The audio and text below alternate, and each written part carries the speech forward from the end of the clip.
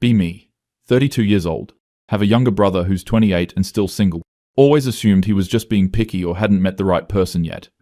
We meet up for coffee, one Saturday morning, at this place I like, because they source everything locally and pay their workers actual living wages. He looks tired, like really tired. Not just physically, but something else. Ask him what's going on and he just sighs. Says dating has become completely exhausting. Immediately think, okay, here we go. Another guy who's going to complain about women having standards. But I don't say that because he's my brother and I love him.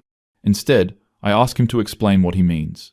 He starts talking about how he's been on dating apps for 3 years. 3 years. And he's had maybe 5 actual relationships that lasted longer than 2 months. My first thought is, well, maybe you need to work on yourself. But again, I don't say it. He tells me about this girl he was seeing recently. They went on 4 dates. He thought things were going really well. He paid for everything, which whatever, his choice. Though I always split bills because I don't need a man to pay for me. On the 4th date, he suggested she pick the restaurant since he'd chosen the previous places. She picked this expensive sushi place. He didn't complain, didn't make it weird, just went along with it. At the end of the dinner, she excused herself to the bathroom. Came back and just said she wasn't feeling a connection. He was confused because literally 20 minutes earlier, they'd been laughing about something. She left, and he got stuck with a $200 bill. I immediately think, well, that's just one bad experience. Tell him that sometimes people realize they're not compatible, and that's okay. He gives me this look. This look like he wants to say something but is holding back. Then he says that's not the only time something like that has happened. Tells me about another girl who dated him for 6 weeks. Seemed really into him. Then suddenly ghosted him. Found out later through mutual friends she got back together with her ex. But she'd been texting the ex the whole time she was seeing Jake. I start to feel a little defensive, even though I'm not sure why. Say something about how ghosting is bad regardless of gender. He agrees, but says he's noticed a pattern. Asks me if I've ever really thought about what dating is like for men right now. Honestly, I haven't. I've been single by choice for 4 years after my last relationship ended. Dated a few people here and there, but nothing serious. Mostly because I have high standards, and I'm not going to settle. Jake continues talking and I'm half listening. He's saying something about how every woman he meets seems to be dating multiple people at once. Which fine, that's their right. Nobody owes anyone exclusivity. But he says the problem is, they don't communicate it. They act like he's the only one, and then he finds out there are 3 other guys. I point out that he could also date multiple people. He says he tried that and felt terrible about it. Said it felt dishonest, even though technically everyone was just casually dating. I'm starting to feel uncomfortable because part of me wants to defend these women. Like they don't owe him anything. They're allowed to explore their options. But another part of me is hearing something in his voice that I've never heard before. Something that sounds like genuine pain. He keeps going. Tells me about his friend Marcus, who's been married for 3 years. Apparently Marcus told him that he almost gave up on dating entirely before meeting his wife. Said the last girl he dated before his wife told him on their 3rd date that she expected him to eventually make at least $200,000 a year. Marcus is a high school teacher. He will never make $200,000 a year. I immediately think, well, she was just being honest about her expectations. But then I imagine someone saying that to Jake, and I feel angry. Jake is a good person. He works as a physical therapist and helps people recover from injuries. He volunteers at a free clinic twice a month. He calls our mom every week. Why should he have to make a certain amount of money for someone to love him? But then I catch myself because I've definitely had thoughts about not wanting to date someone who wasn't ambitious enough. Ambition meaning making good money. I never really examined why I equated those things. Jake orders another coffee and I can tell he's not done. He starts talking about his friend group. Out of 12 guys, only 3 are in relationships. The rest have basically given up on serious dating. They still swipe on apps sometimes, but without any real hope. I think that's ridiculous. There are plenty of women who want relationships. I know tons of women who complain about not being able to find good men. Say this to Jake. He laughs, but it's not a happy laugh. Asks me to really think about those women I know. Think about what they're actually looking for. I mentally go through my friend group. There's Sarah, who's always complaining about men, but she's still hung up on her ex, who treated her like garbage. She goes out with nice guys and calls them boring. There's Michelle, who has a whole list of requirements.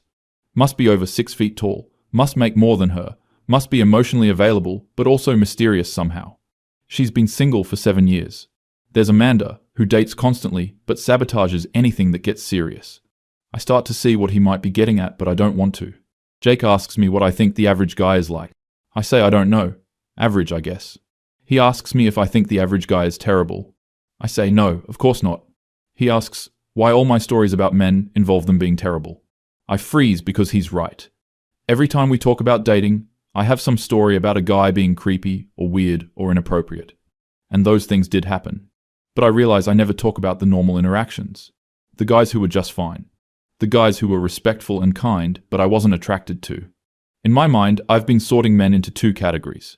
Men I'm attracted to who tend to be unavailable or difficult. And men I'm not attracted to who I don't really count as options. Jake tells me about asking women what they want in a partner. They say things like kindness, sense of humor, emotional intelligence. But then they date guys who have none of those qualities but are really attractive or really successful. I want to argue, but I can't. I've done exactly that.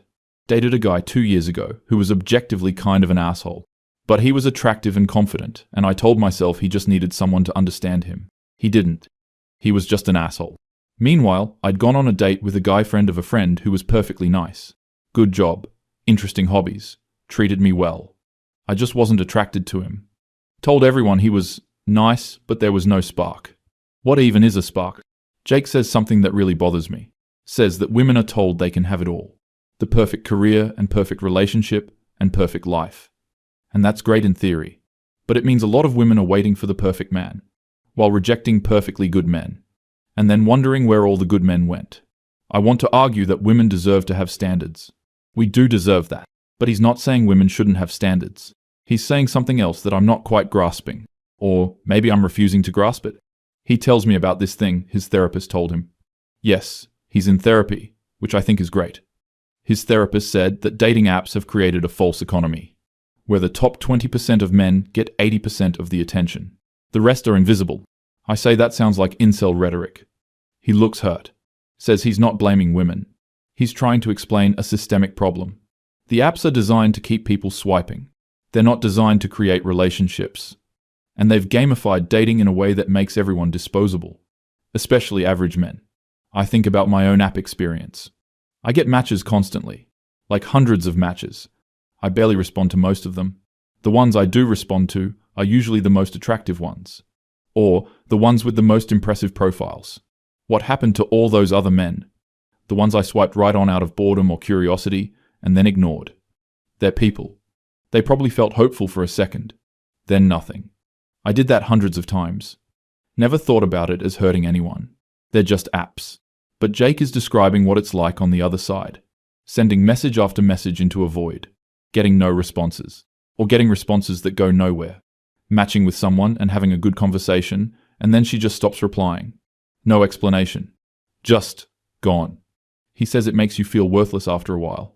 Like you're not even worth the energy of a not interested. I've definitely done that. I've been talking to a guy and then just stopped responding because I got busy or wasn't feeling it anymore. Didn't think I owed him anything. We weren't in a relationship. But hearing Jake describe how that feels makes me uncomfortable. He's not done though. He talks about how dating advice for men is contradictory. Be confident, but not arrogant. Be interested, but not too eager. Be successful, but don't make your career your whole personality. Be emotionally available, but not needy. Show initiative, but respect boundaries, which apparently means waiting for explicit permission for everything. I say respecting boundaries is important. He agrees immediately. Says he's not arguing against consent or respect, but that there's no room for error anymore. One miscommunication, and you're labeled a creep. He tells me about a date, where he went in for a kiss at the end of the night. He thought the date went well. She'd been laughing, touching his arm, all the signs. When he leaned in, she pulled back. He immediately apologized and backed off. She said it was fine. He felt terrible and texted her the next day, apologizing again. She responded, saying she appreciated the apology but didn't want to see him again. 2 weeks later, he saw a post in a women's group online, recognized the story. She'd written about him, called him pushy and aggressive, said he didn't respect her boundaries. The comments were full of women saying she dodged a bullet, that he was probably dangerous, all because of a misread signal and an attempted kiss that he immediately backed off from. I want to say that's not typical, but I've seen posts like that. I've probably participated in posts like that. Anytime a friend tells a story about a date that went wrong, I've assumed the guy was in the wrong. Jake asks me if I know what it's like to be assumed to be a threat, to be a problem by default. Every interaction with a woman you don't know comes with this undercurrent of having to prove you're not dangerous, which you can't really prove. So you're just always slightly suspect. I think about all the times I've clutched my keys walking to my car. All the times I've crossed the street to avoid a man at night. That's my lived experience, and it's valid. But I never thought about what it means to be the man in that scenario. The one who's just walking home from work. Who notices a woman cross the street to avoid him. Who has done nothing wrong but is treated like a potential rapist. Jake says he understands why women are cautious. He has female friends who've been assaulted and harassed. He gets it. But it still hurts to be prejudged. To have someone assume the worst about you because of your gender. And I realize that's exactly what I've been doing my entire adult life.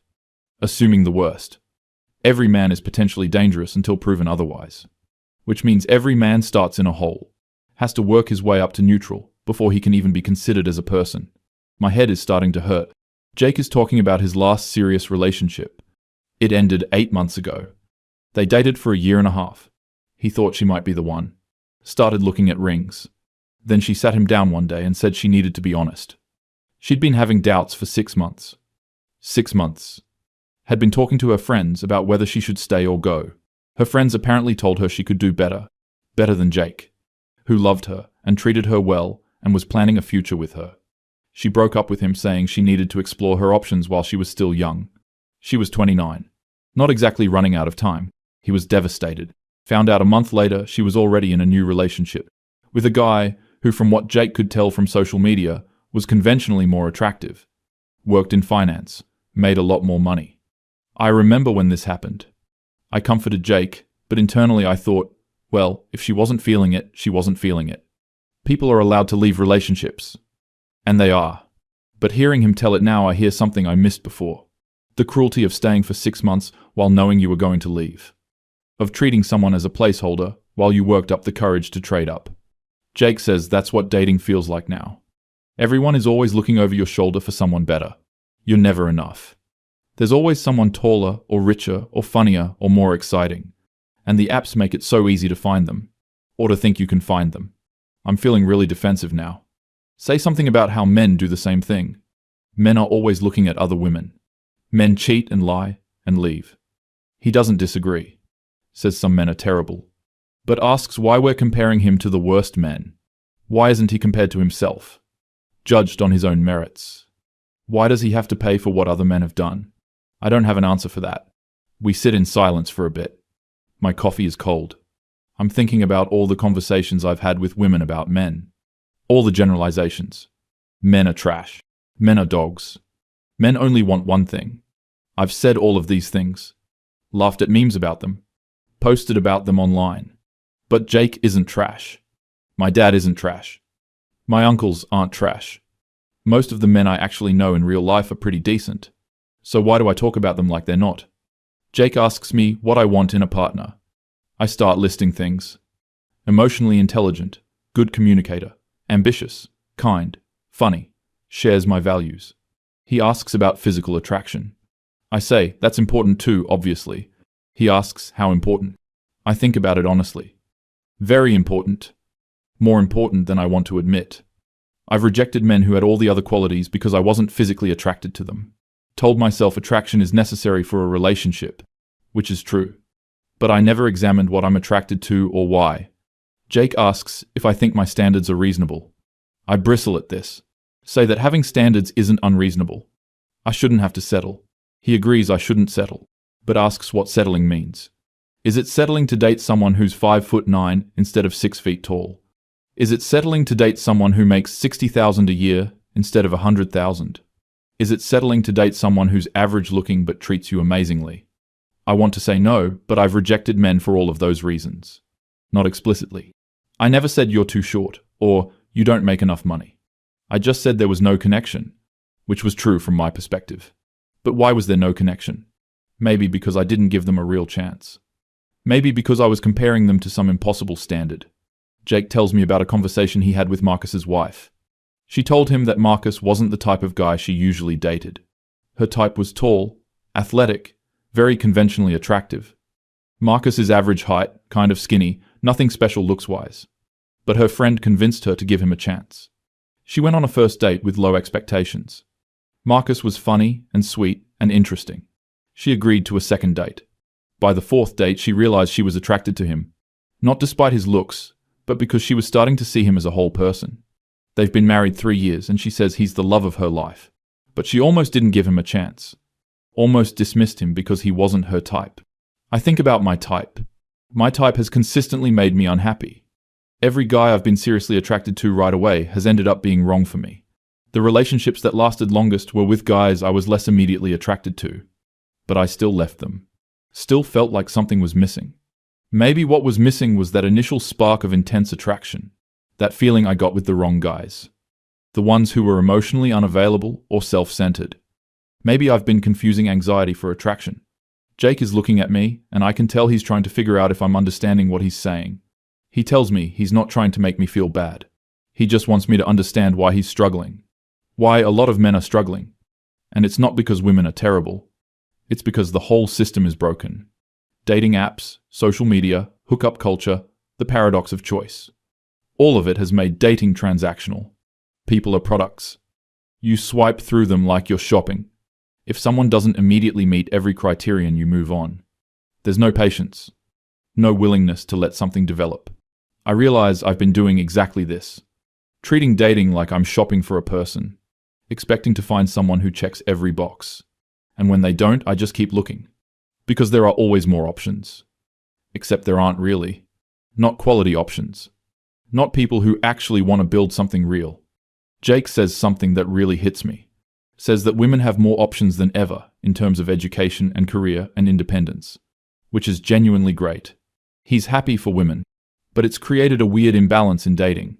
Women don't need men for financial security anymore. Which means men are chosen purely on attraction and compatibility. But the standards for attraction have gotten insane. And compatibility is judged in seconds based on a profile. Men are more disposable than ever.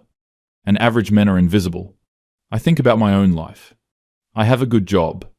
I own my loft. I have financial security. What do I need a man for? I've been telling myself I don't need a man. Which is true. But I haven't asked what I want a man for. What would a partner actually add to my life? And if I did want a partner, what would I offer them? I've been so focused on what I deserve. What I should expect. What my standards should be. I never really thought about what I bring to the table beyond my independence. Which isn't actually something I bring to someone else. It's just something I have for myself. Jake checks his phone.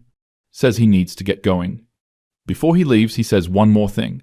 Says he hopes he'll meet someone eventually. But he's not optimistic. He's tired of being rejected for things he can't control. Tired of being compared to impossible standards. Tired of being treated like he's interchangeable. He just wants someone to see him as a person. To give him a chance. To build something real. But that seems harder to find than anything else. We hug goodbye, and I sit there for another hour. Just thinking. Thinking about every date I've been on. Every guy I've dismissed. Every conversation I've had with women about how terrible men are. Every time I've swiped left because someone was half an inch too short, or their job wasn't impressive enough. I pull out my phone and open my dating app. I'll scroll through my matches. There are dozens of conversations I never responded to. Dozens of men who tried to start something and I just ignored. I read through some of the messages. Most of them are fine. Some are actually pretty funny or thoughtful. I just didn't respond because I wasn't immediately interested. Or because someone hotter messaged me. Or because I just didn't feel like it. I think about what Jake said about feeling worthless. About sending messages into a void. I close the app. Actually delete it. Sit there feeling something I haven't felt in a long time. Shame. Not because I've done anything explicitly wrong, but because I've been complicit in something cruel without realizing it. I've been treating people as disposable, as less than human, while simultaneously demanding to be treated as a complete person with feelings and depth. The hypocrisy is staggering. I think about all my feminist theory, all the books I've read about equality and respect. I've been applying it one way, demanding men see me as a full person, while reducing them to height and salary and jawline. I'm not even attracted to jawlines. I don't care about jawlines. But I've swiped left on men because their jawlines weren't strong enough. What does that even mean? Over the next few weeks, I can't stop thinking about this conversation. I bring it up with my friend Sarah. She immediately gets defensive. Says men have had it easy forever, and now they're mad that women have standards. I try to explain that's not what I'm saying. She doesn't want to hear it. Says, I'm being a traitor to feminism. I talk to Michelle. She's more receptive, but still skeptical. Says maybe some men have it hard, but women have it harder. Which might be true in many ways. But does that mean we shouldn't care about men's struggles? Is empathy a zero-sum game? I try to talk about it in a women's group I'm part of. Immediately get shut down. Told that centering men's feelings is exactly the problem. That women have been doing that forever. And I get that. I do. But I'm not talking about centering men's feelings above women's. I'm talking about recognizing that maybe we've overcorrected. Maybe in our fight for equality, we've created new problems. Nobody wants to hear it. I'm labeled a pick-me. Told I'm probably just trying to impress some man. The irony is I'm single and not trying to impress anyone. I'm just trying to reconcile what I believe with what I'm seeing. I start paying attention differently. When women complain about men, I listen more carefully. Often the complaint is that they can't find a good man. But when I ask what they're looking for, the list is impossible. Over 6 feet tall eliminates 85% of men. Makes over 100K eliminates most of the rest. Emotionally available and communicative, but also masculine and confident. Established in career, but still has tons of free time. Ambitious, but not a workaholic. Fit and active, but doesn't spend too much time at the gym. No one can meet all these standards. And yet we expect to find this person. And we expect them to be immediately attracted to us. And we expect them to pursue us, but not too aggressively. And we get angry when they don't exist. I'm watching my friends swipe through dating apps. They're brutal. Dismissing men in seconds for the smallest things. Weird smile, left swipe. Bathroom selfie, left swipe. Holding a fish, left swipe. Any job that isn't impressive enough, left swipe. Anything that isn't immediately perfect, left swipe. And I realize we've been doing to men what we accuse men of doing to women. Reducing them to their looks and utility. Treating them as objects to evaluate. And then we wonder why dating is so hard. Why men are withdrawn. Why there are no good men left. Maybe there are good men. Maybe we've just trained ourselves not to see them. I think about my brother Jake. He's a good man. He'll probably be alone for a long time. Not because there's anything wrong with him, but because women like me have created a system where men like him are invisible. Where average and good aren't good enough. Where you have to be extraordinary just to be considered. And I don't know how to fix it. Can't even talk about it without being attacked. Feminism was supposed to be about equality. About seeing each other as full human beings. But somewhere along the way, it became about something else. About women winning and men losing. About revenge for historical wrongs. About having the upper hand. And maybe that was necessary for a while. Maybe we needed to overcorrect to find balance. But we're not finding balance. We're just creating new inequalities. New pain. New loneliness. I'm sitting in my loft that I'm so proud of. My space that represents my independence. And I'm alone. By choice, I always said, but is it really by choice? Or is it because I've been choosing wrong? Looking for wrong things. Expecting impossible things. I think about Marcus's wife. How she almost didn't give him a chance. How she had to be convinced to look past her type. And now she's happy. Actually happy. Not waiting for someone better. Not keeping her options open. Just happy with a good person who loves her. When did that become settling? When did good become not good enough? My phone buzzes. It's Jake texting me, asking if I want to get dinner next week. I say yes. He sends back a smiley face. Such a simple thing. He's not mad at me, not blaming me. He was just trying to help me understand. And I'm starting to. Not just understanding his dating reality, but understanding what I've contributed to it. Understanding that my beliefs and my actions haven't been aligned. Understanding that equality means actually treating people equally, not just demanding equal treatment for myself. I don't know what I'm going to do with this understanding. I can't fix the dating market. Can't change how other women think. Can barely talk about this without being attacked. But I can change how I approach things. I can stop treating people as disposable. I can examine my own standards and figure out what actually matters. Can give people real chances, instead of making snap judgments. We can recognize that a good person is rare and valuable, regardless of their height or salary, or how strong their jawline is. It's not much, but it's something. And maybe if more people started thinking this way, things would change. Or maybe they won't. Maybe this is just how things are now.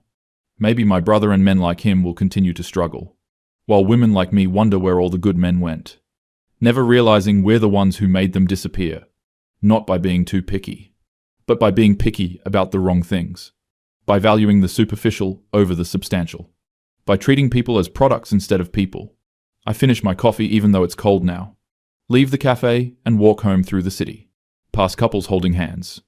Wonder how many of them almost didn't happen. How many times one of them almost swiped left. How many near misses there are in every love story. And how many love stories never start because someone wasn't tall enough or rich enough or immediately exciting enough. Get back to my loft. Sit on my couch, in my space that I earned. Feel proud and empty at the same time. This is what I wanted. Independence, success, freedom. And I have it. But Jake was right. Having everything doesn't mean anything if you're alone. And I've been choosing alone. Over and over. Calling it standards. Calling it knowing my worth. Calling it refusing to settle. When really, I've just been refusing to see people as they actually are. Refusing to give them a chance to be human. Complex and flawed and average and good enough. My phone is in my hand. Dating app is deleted. I could re-download it. Start swiping again. Looking for that perfect person who doesn't exist. Or I could do something different. I text my friend Amanda. Ask if she's still friends with that guy from her gym. The one she tried to set me up with last year. The one I said no to because his profile picture wasn't great. She responds asking why. I tell her I think I might have been too quick to judge. She sends me his number. Says he's a really good guy. That word again. Good. Such a simple word. Used to think it meant boring. Now I think maybe it means something else. Maybe it means exactly what it says. I save the number. Don't text yet. Need to think about what to say. Need to think about what I actually want. I need to think about who I've been and who I want to be. Jake was right about everything. And he didn't even say I told you so.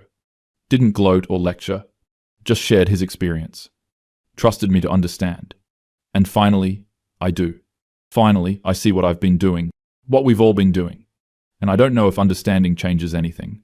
But at least now, I know. At least now I see the good men. The ones who've been there all along. Invisible in plain sight. Waiting for someone to actually see them.